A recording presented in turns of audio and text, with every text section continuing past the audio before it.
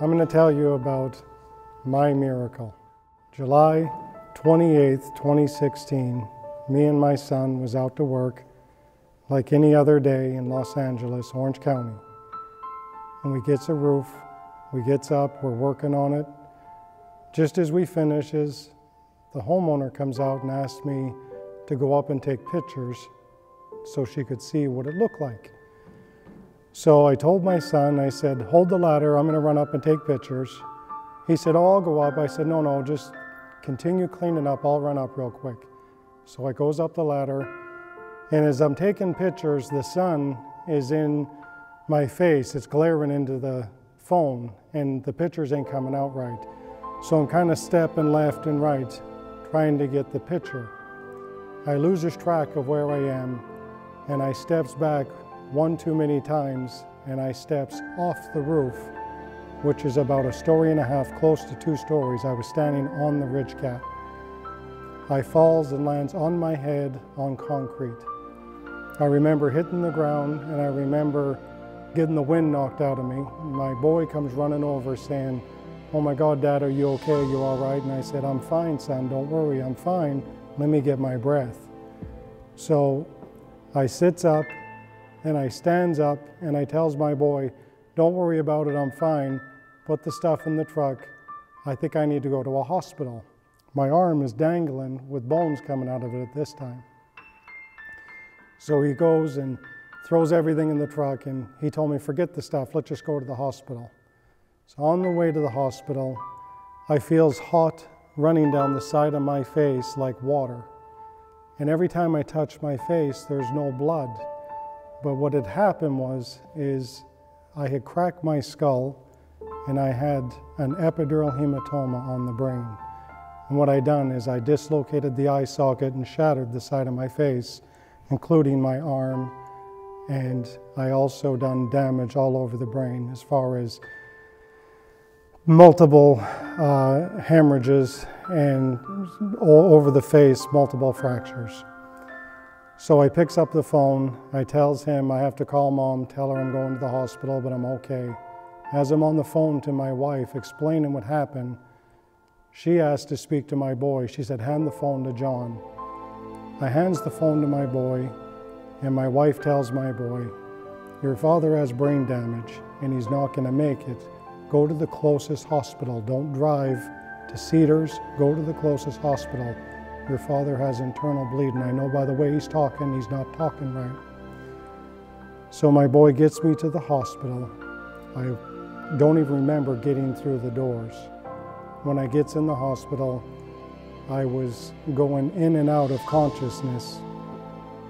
And my wife is at the hospital, and they tells my wife, the first 24 hours is the most crucial, but as of right now, your husband's going to need to be flight for life to Cedars because he has multiple fractures and he has epidural hematomas and he has cerebral hemorrhages of the brain.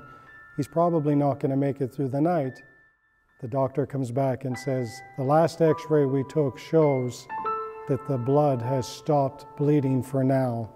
So we're going to hold off a little longer to make sure it doesn't start again. Well, only through God and prayer, the bleeding over the brain had stopped. And as time went on, a few days later in the hospital, they told my wife, he'll slip into a coma and he'll never come out of the coma. He has too much brain damage. My wife said, no, I think he's going to make it because you don't know our God. You don't know the miracle. My husband is going to make it. God had told me he's going to make it, and I believe he's going to make it. I prayed in and out of consciousness. They couldn't give me anything for the pain because of a brain trauma. They can't give you anything. The brain needs to be clear. So I was going in and out of consciousness. 4 or 5 days later, when the doctor came in to explain to me, now that I was conscious, what had happened, I didn't believe the doctor was talking to me. I thought he got the rooms mixed up. He was talking to somebody else.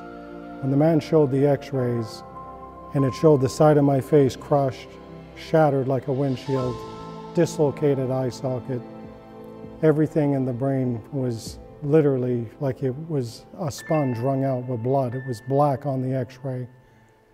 The man was telling me that as time goes on, you'll suffer from depression. As time goes on, you'll have happy days, you'll have sad days. Most people never survive epidural hematomas. The doctor was a Christian, and the doctor said to me, "You know you're a walking miracle. I actually want to do case studies on you because you're the only person that has survived what you went through." He said, "Let me put it in perspective. If you were standing and someone had a Louisville Slugger bat and they swung as hard as they could and hit you in the back of the head and the side of the face, that doesn't even compare to how hard you hit when you fell on concrete almost 2 stories. So I knew by then that I was a miracle. And the point of the whole story is God is still a miracle working God. God saved me, and I can honestly say, even today, I have nothing wrong whatsoever. I have no repercussions of the accident whatsoever. As we had the surgery on the arm, and that's even a miracle. I was supposed to have 3 surgeries because my tendons was all torn in my arm. It ended up only being 1 surgery. The tendons healed themselves, which was unheard of, the doctor told me. So I just want to thank God. I want to thank God for my family who was there every step of the way, praying, holding hands around the bed. I want to thank God for healing me, and I just want to say that if anybody thinks that God doesn't do miracles, I'm sure there'll be many testimonies of miracles, and He is in the miracle working business. Just have faith and believe, and your miracle will come too.